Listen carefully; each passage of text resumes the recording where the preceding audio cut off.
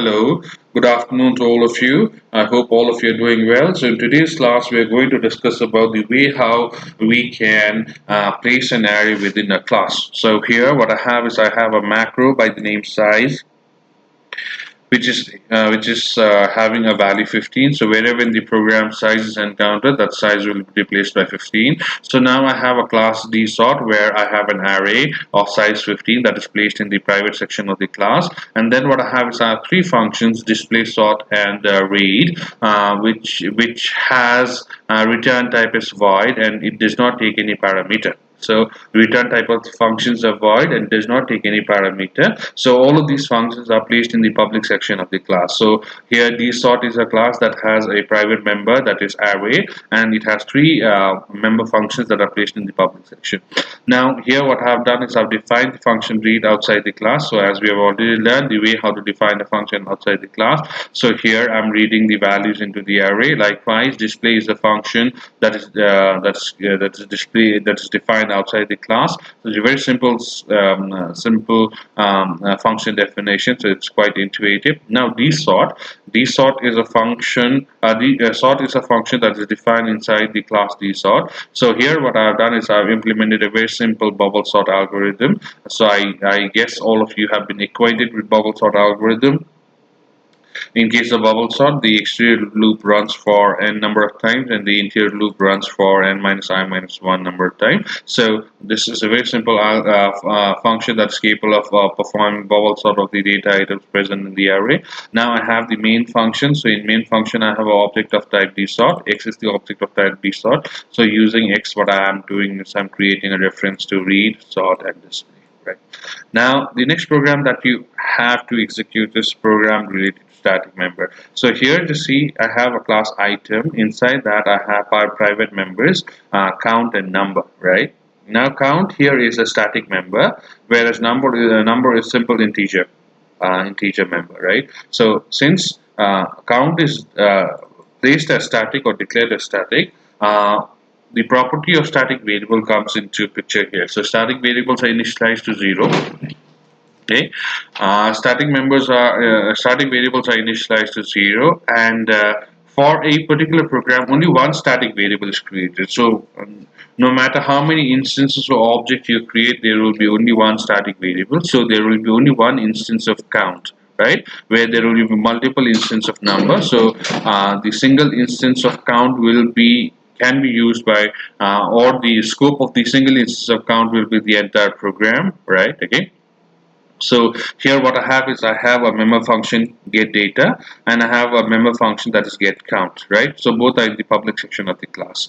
So now here just see a dot get data 1, b dot get data 2, c dot get data 3. So in the function get data, what I have is I have a being assigned to number, because number is the private member of the class, so you cannot have direct access to it. So whatever value that you provide to get data will be initialized to number. So first 1 will be initialized to number, then 2 will be initialized to number, then 3 will be initialized to number.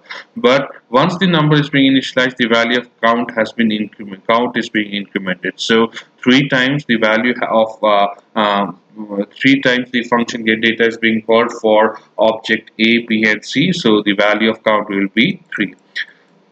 Consider a situation where count would not have been static, right? A count would not have been static. Then for each object, that is A, B, and C, an instance of count would have been created.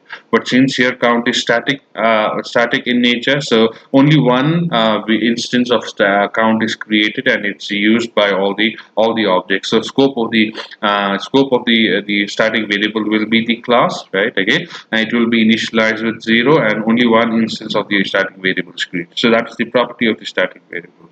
So I want all of you to execute all this program and see what would be the output.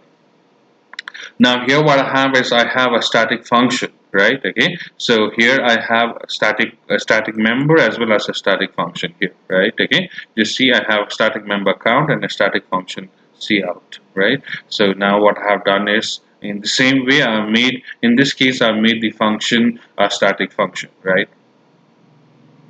Now array of objects. So like what I can have is I can have array of structure variables. What I can also have is I can also have array of structure, array of objects, right? Okay. So here a student is a class. So name and roll number are the private members of the class, right? You have the public function get data and put data. So get data and put data is defined outside the class. You see here it's defined outside the class, right?